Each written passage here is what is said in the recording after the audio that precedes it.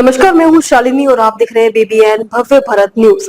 चलिए शुरू करते हैं आज की मुख्य खबरें। मोदी ने किया राष्ट्रीय सुरक्षा कवच सुदर्शन चक्र का ऐलान, कहा 10 साल में सुरक्षित होगा देश का हर अहम ठिकाना। भारत आज अपने 79वें स्वतंत्रता दिवस के जश्न में डूबा हुआ है और प्रधानमंत्री नरेंद्र मोदी ने दिल्ली के लाल किले से लगातार 12वीं बार देश को संबोधित किया। फ्लाइंग ऑफिसर रशिका शर्मा राष्ट्रीय ध्वज फहराने में प्रधानमंत्री की सहायता कर रही थी।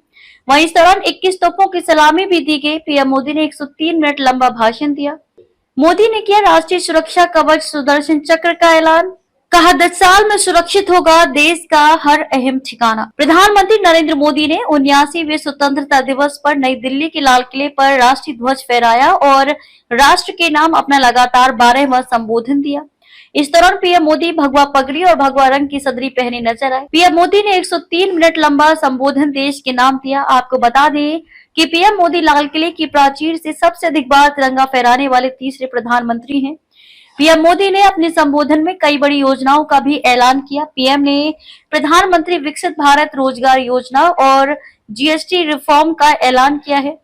इस वर्ष का विषय नया भारत है। इस वर्ष स्वतंत्रता दिवस समारोह में ऑपरेशन सिंदूर की सफलता का भी जश्न मनाया जा रहा है। 22 अप्रैल को पहलगाम आतंकवादी हमले के बाद भारत की सैन्य प्रतिक्रिया ऑपरेशन सिंदूर की योजना और क्रियान्वयन में शामिल वरिष्ठ सैन्य अधिकारियों को 79वें स्वतंत्रता दिवस की पूर्व संध्या पर सम्मानित किया गया। पीएम मोदी ने कहा देश सुदर्शन चक्र मिशन लॉन्च करने जा रहा है। ये सुदर्शन चक्र पावरफुल वेपन सिस्टम होगा जो दुश्मन के हमले को ध्वस्त तो करेगा ही, लेकिन साथ ही कई गुना ज्यादा दुश्मन पर हिट बैक भी करेगा। हम सुदर्शन चक्र मिशन को अगले 10 साल में प्रखरता से आगे बढ़ाएंगे।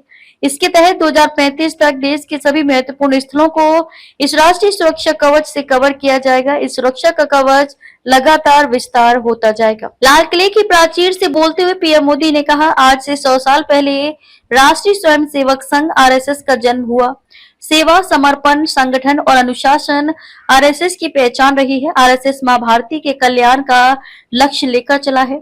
ये दुनिया का सबसे बड़ा NGO है। इसका 100 साल का इतिहास है। मैं आज लाल किले की प्राचीर से RSS की 100 साल की इस यात्रा में सभी स्वयंसेवियों को नमन करता हूँ। प्रधानमंत्री नरेंद्र मोदी ने राष्ट्र के नाम अपने संबोधन में कहा किसानों की मेहनत रंग ला रही है। उत्तम और उन्नत खाद, पानी, बीज उपलब्ध है। हम दुनिया के दूसरे सबसे बड़े मछली और सब्जी उत्पादक हैं। हमारे उत्पाद दुनिया के बाजार में छाए हैं। किसानों को फसल बीमा का भरोसा है। पीएम धन्य कृषि योजना, जिनमें देश के 100 एस्पिरेशन जिले होंगे, वहाँ किसानों को मदद मिलेगी। पीएम ने कहा मोदी दीवार किसानों, मछुआरों और कामगार नागरिकों के हित में बनकर खड़ी है। सरकार फाइलों में नहीं, देश के नागरिकों की लाइफ में चलनी चाहिए। सरकार की योजनाएं तो पहले भी आती थी, हमने उनको जमीन पर उतारा है। हमने लोगों के विश्वास जगाया। आयुष्मान भारत योजना ने बीमारियों और स्वस्थ जीवन के भरोसे से जीना सिखाया है। पीएम स्वनिधि योजना बदलाव की धारा को अंतिम व्यक्ति तक पहुंचा रही है।